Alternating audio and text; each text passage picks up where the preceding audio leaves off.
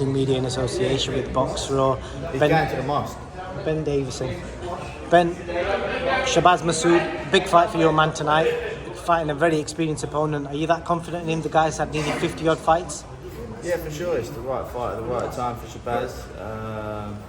I'm always realistic, and if he gets it wrong, then it'll be a harder fight than it needs to be. He's an experienced guy, former world title challenger, boxed Inoue, boxed Paul Butler. But SHABAZ goes the right way about it, and I believe that he'll do a better job than what people are expecting. So it's important that he gets it right, goes about the fight in the right manner. And a huge important factor of fighter's development is the things that you're working on in the gym, your opponent relative to that. And that's exactly what we've got here. The heat is going to be an issue for a lot of the fighters because I think SHABAZ is on quite early. How do you think he'll deal with the humidity? Because his style is all, box and move. May end up, potentially could burn out. Do you think that could be an issue? Well, to be honest with you, exactly what I just said there, the things we've been working on, SHABAZ controlling the pace and not letting the pace go too high. And, I have my gym red hot anyway, so it shouldn't be an issue. Trainer of the Year 2021, and I've got to ask you, how much did it mean to you last week? Oh, look, I can see the smile on your face. The moment when I saw how happy you were when you jumped into the ring, was it like relief? Was it like fuck you everyone who's been chatting shit about me, etc.? Was there a sense of that at all? No, not at all. It was. I was ecstatic for Lee. He's one of the best human beings I've ever come across. I said this all through the build-up of the fight. He's an absolute role model for the rest of the fighters in the gym, and just the way he lives, his lifestyle, his commitment to the sport, everything. So that was his big opportunity.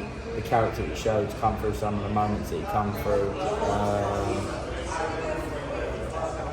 I was absolutely ecstatic for him. Fully deserved. You clearly had a game plan, and you could see your boxer instructions. You pressed the fight, you went to the body early, and eventually that took its toll. So, you played your part in it as well, and you've got to take some credit for it, don't you think? Yeah. The strategy was there. The strategy, he stuck to the strategy. The way he implemented it wasn't as smooth, clean as we liked and prepared for. There was a couple of key things that we wanted him to do that he didn't really get going or maintain. But at the same time, when you get knocked down like you got knocked down in round one, it took him a few rounds to get back. Mick Conlon couldn't have got off to a better start.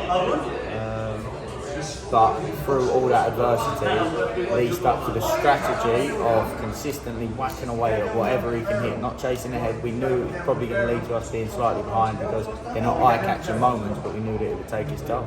And it sure did. I've got to ask you, there were a lot of comments online on Twitter about you leaning on the ropes, etc. Is anything coming your way from that? Because I read somewhere that you might be getting spoken to by the board about that. Nah, nothing.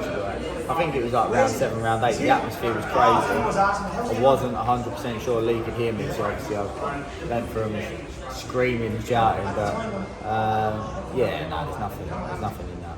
No worries, well, Ben, you're doing a great job. I know you're not supposed to, but yeah.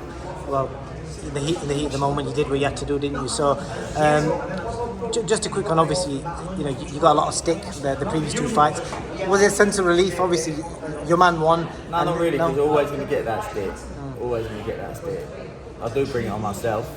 You don't care though, do you? Nah, because, one, I do, it's a bit of banter and I don't mind it. But 2,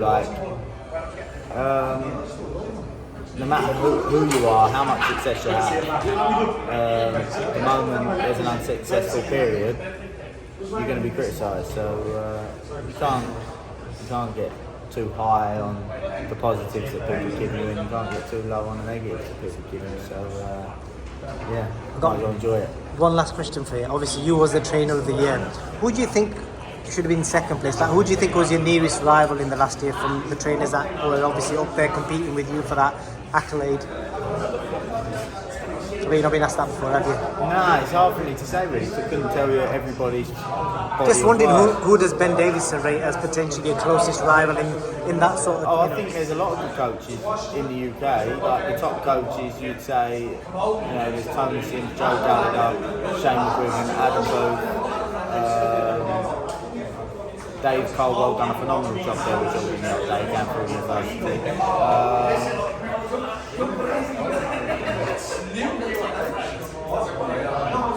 not the only people I rate, but they're the ones that spring to mind at the moment. If I had to say to pick one who could have been, you know, who you thought might have been the closest This year, yeah, for 2021.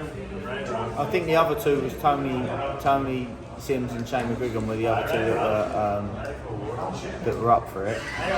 Tony's had a fantastic year and Shane's had a great year as well. So yeah, look, there's a lot of good coaches. Obviously, I made those comments and that, but that was related to not pointing at the people that it's the people that point the finger and say, oh, you're just lucky or this or that. Yeah. Well, your results speak for themselves, so all the best with Shabaz tonight, and hopefully makes a statement and another future champion in the gym. Yeah, for sure. Thank you.